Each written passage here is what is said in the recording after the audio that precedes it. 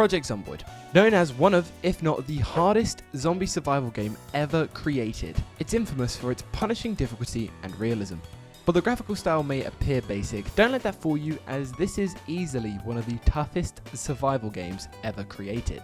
You can die from cutting your throat on a tree, eating burnt food, or being too fat whilst running away from zombies and not being able to jump over a fence. This game has an incredibly deep yet rewarding learning curve, and I wanted to see if I was up to the test of besting it.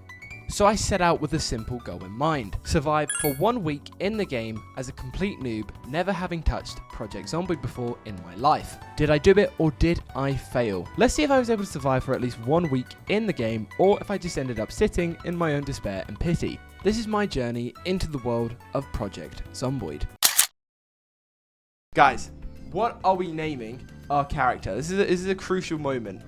So, it's important to note for this entire challenge, I live streamed the entire process on Twitch. Meaning, for this journey, I wasn't just on my own, and I was in fact accompanied by Twitch chat. Which, to be honest, just made this journey all the more interesting, and to be honest, just way more fun. But let's dive into my first run. After getting some advice from chat and doing a tad bit of research, I made my character, and chat wanted me to call him Takar Bootycracker. So after we created this absolute specimen of a character, we were off.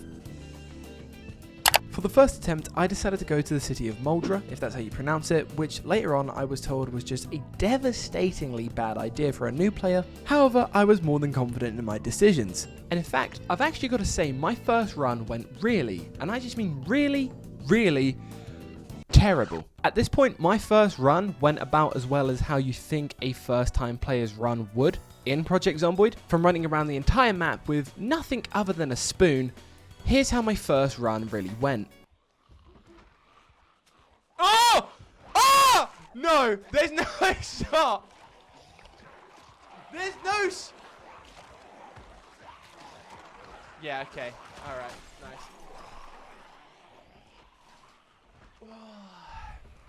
So yeah, attempt 1 didn't quite go exactly as I wanted it to, but I promise you that's not because I'm bad at the game, which is a terrible gamer. Project Zomboid, if you're going into it for the first time with no research done, is an incredibly tough game. However, I know what you're thinking. If you've never played Project Zomboid before, you're probably thinking, Jack, why is the game so damn hard? Well, that question has a lot of answers to it, but the answers can mainly be broken down into 3 main reasons. Firstly, reason 1 is due to the fact that it's an incredibly realistic zombie game where you can die from infections, lacerations, eating out-of-date food, and many more things like that, so you have to constantly stay on top of things like food intake, water intake, and injuries. Secondly, even when you are fully equipped, if there are say more than 3 zombies coming at you to get a tasty chunk out of you, oh shit, you best run, as this game, no matter how strong you get, especially in the start, you aren't some superhuman freak of nature. So you really need to treat zombies seriously in this game, as it's important to note if you do get bitten in this game, no matter what happens, that's game done, and you will just eventually turn into a zombie. And the third and arguably most important reason is due to the game's features of a game mechanic known as moodles. Moodles are the little pictures you can see at the top right of the screen, and they kind of look like emojis, but these sort of indicate all sorts of things. From how tired you are to how bored, sad, hurt, hungry, sweaty, the list really does just go on, but you really need to make sure you have as few of these as possible, and at best, none. And you also really need to stay on top of these, as they can really badly impact your game and even end your run if things get out of hand with the moodles. So yeah, there's a lot to do in this game and a lot to stay on top of, so really you are juggling a lot at the start of the game, and that's really where the difficulty sets in with Project Zomboid. But now that's all out of the way, let's see how attempt 2 went with my new character, who I call Jackler. Surely, this goes a lot better, right? Get out of the window, please! For the love of God, I'm pressing E! I'm pressing E! No! Get off! No! Oh, fuck! Okay, the second attempt didn't go great, but surely the third goes better, right? Oh, shit. Shit. Oh, shit! No! No, no, no! No! No! It can't be! Not like this!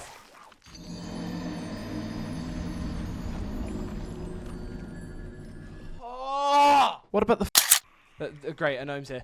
Open the window for the love of God, open the window. It's not opening the window. Get off me. Get off!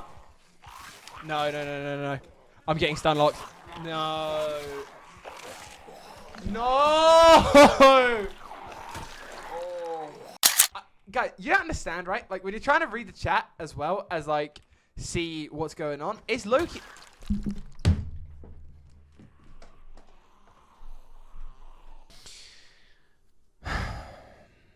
You know what happens now. Get out! Please get out! Please get out! Please, for the love of God, just get out! Oh, this is game. This is game. Fuck's sake. Fuck's sake. This game is stupid. Okay, yeah, so the first actual real-life day went about as well as how it feels to get punched in the face. However, even though the furthest I got, I think, was like 2 in-game days or something like that, I was determined and invigorated to get this challenge completed. So after heading to bed and doing some research and getting a good night's rest, I woke up ready and determined to do this challenge when I woke up. All I had to do was get at it. And get at it, I did.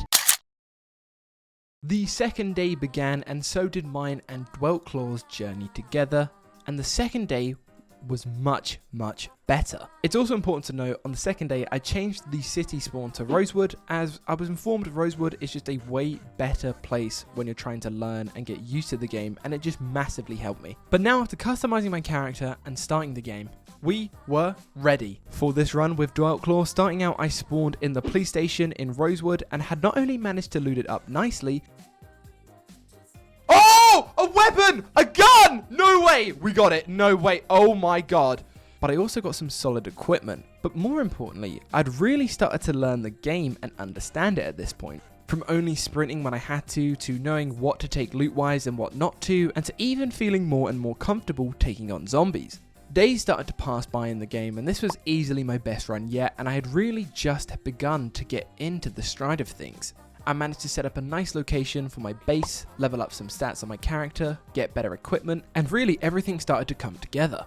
At this point, the challenge seemed more and more likely to be finished on day 2. But whilst all things were going well and I was happy with my equipment and base, I wasn't really happy with how fortified and safe the base was. So there was only one way I was going to get this base fortified, and that was with barricades. So I decided I needed to head to the fire station to get an axe, as I needed the axe to chop wood in order to get planks to build the barricades. And let me tell you one thing about this place. It was like a goddamn breeding ground for these zombies. They just kept coming out of nowhere and everywhere, coming out from left, right, up, down, everywhere, nowhere. They just kept coming out of every little hole there was in this building. However, importantly, we kept our cool and we managed to keep knocking them down. Okay, that's one. There's only one. Push. Smack, smack, smack, smack, smash, push, push, push. I'm an animal. I'm a freak of nature! As I kept making my way through this fire station that seemed like it was from the depths of hell, I was feeling more and more confident in the search for my axe. Perhaps, maybe even a little too confident.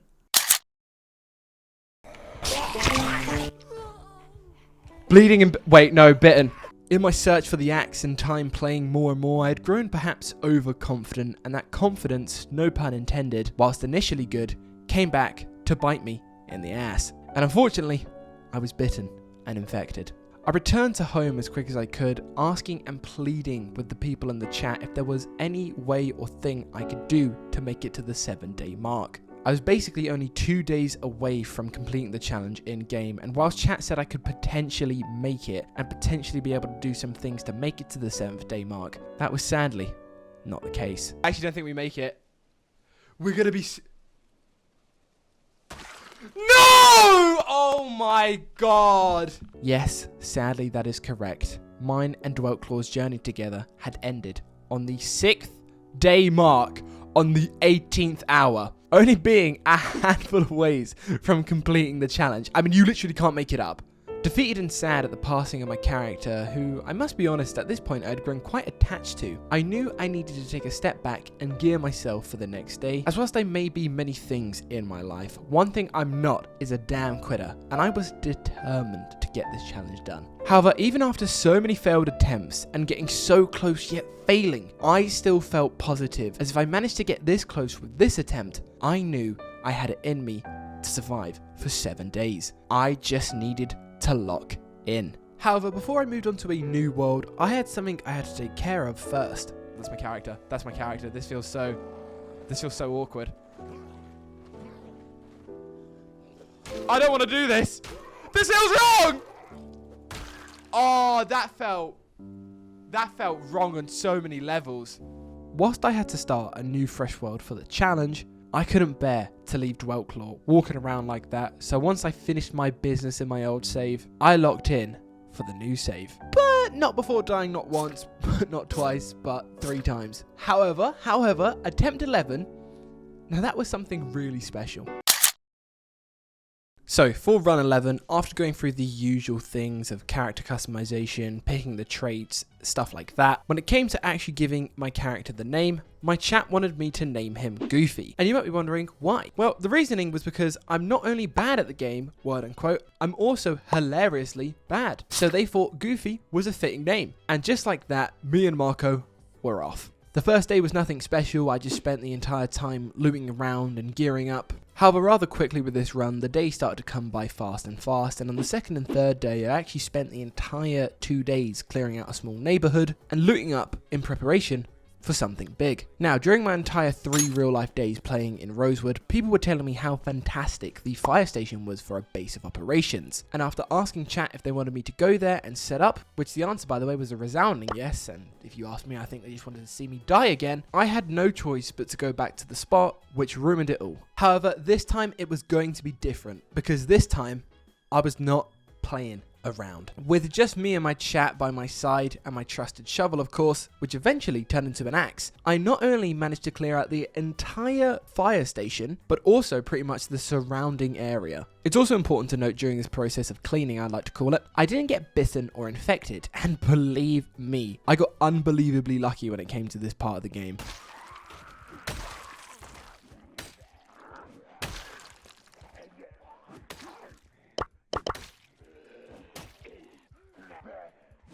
Yes! Yes!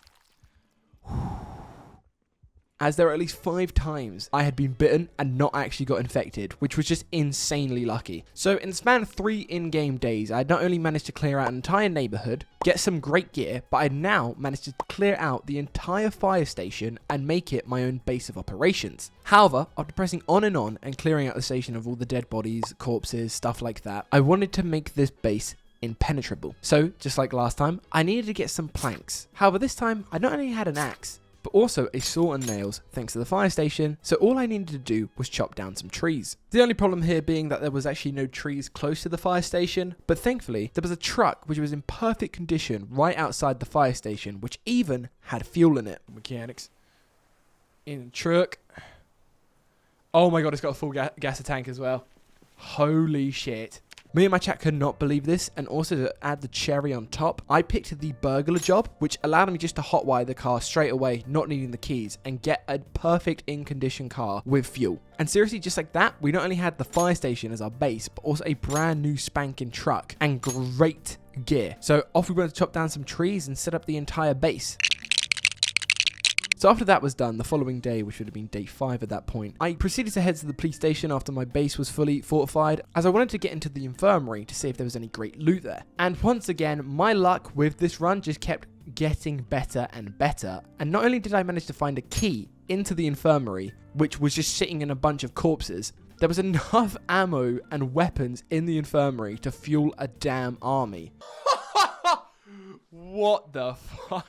And at this point, this run, it's easily the best run we've had. And that's when I started thinking. I was feeling very confident that we would get to day 7 on this run. As long as I didn't do anything stupid, it was almost guaranteed. So this is when I had the genius idea of when I get to day 7, I told chat I was going to take all the weapons I had and go to the most dense spot when it came to zombies on the map and just go out. Guns blazing. So with that in mind, I went off in day 6 to go get some food, as I was really now just gearing up for day 7 and was incredibly excited about this challenge being over, as this had gone on for far too long. Okay, nice. Okay, and it was just up here. All right, you know, it's unreasonable to expect me to be an Oh my god. Yes. I had not only just destroyed my entire truck on day 6, but I was mere minutes maybe even seconds away from death. If it was not for chat right now, right here, I would have easily died out because I would have had no idea what the hell to do here. Basically, to summarize, when I crashed the car, I had a fatal injury and I had to walk back to the station. And also, to add the cherry on top with that as well, I had to walk back without attracting any zombies as I had a massive gash in my leg. And basically, that slowed me down tremendously. I'm going to be honest, at this point at time, I thought the run was going to end here because I was just limping the entire way there. And even when I got back to the station, if I hadn't had the right medical supplies, or even if I just crashed a bit further away from the fire station, this run easily would have been over. However, once more, Lady Luck was on my side, and I not only managed to survive, but I had the right medical supplies in store. However, what that did mean was I had to spend the entirety of day 6 just rebandaging myself, adding the medical supplies to myself that I needed to, eating, resting, that sort of stuff to get my character back in tip-top shape. And in fact, during my time spent healing and getting Goofy back to tip-top shape, in a very anticlimactic fashion, something beautiful happened.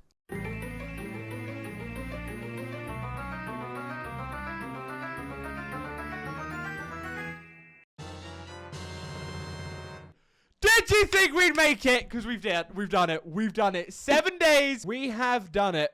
Guys, let's get some W's in the chat. Let's get some W's in the chat. We've done it. We've done it. Guys, we've done it. 7 whole days.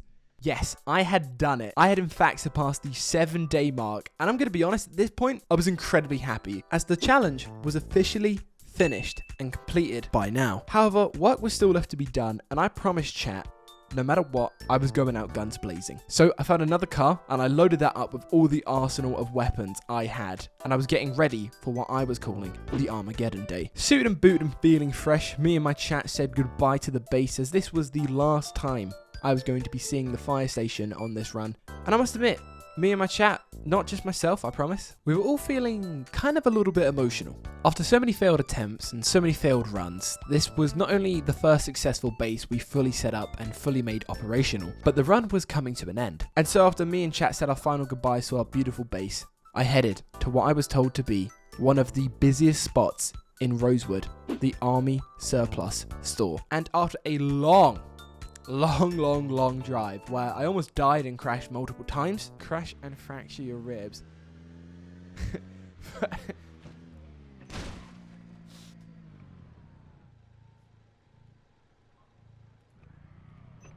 I was ready to go out a hero. And when I arrived at the store, that's exactly how it went down. It's kind of how I would love to tell you how it went. However, after firing like 2 shots of my shotgun, it jammed and I got surrounded and died. The end. Okay, yeah, so I went out in an incredibly pitiful way.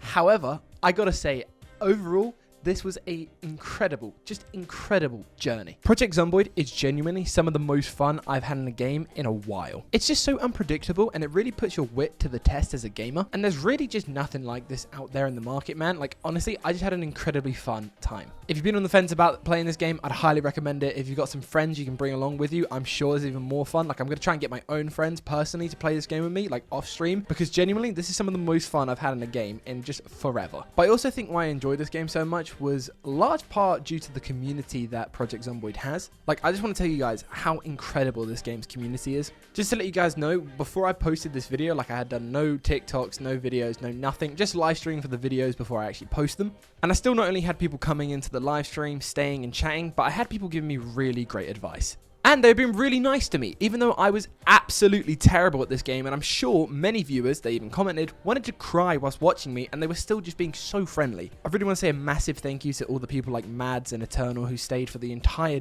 3-day live streams and just gave me incredible advice and just made this like live stream and this video as a whole so much more enjoyable for me and also my viewers. Like, honestly, if it wasn't for Mads, I don't think I would have done this challenge, and I definitely don't think this video would have ever come out. I cannot express how much the community made this game better, but also like the people just coming in, dropping in, helping me, having a bit of fun. It was honestly just a blast. So to all the people who joined from the live stream, thank you so much. And to all the viewers at home who watched this video, I really hope you enjoyed it, and thank you as well. But honestly, yeah guys, this was just a blast. I really hope you guys did enjoy the video. Don't forget to like, comment, subscribe, share, you know, all the classic YouTube stuff. It helps me out a bunch. If you guys want to check out the Twitch to see the live streams unfold and see the live process, you know where to go. It will be on the screen at the end. Don't forget to check out the Twitter, the Twitch, TikTok, all the good stuff will be at the end. Hope you guys enjoyed. Hope you guys have a great day. Peace.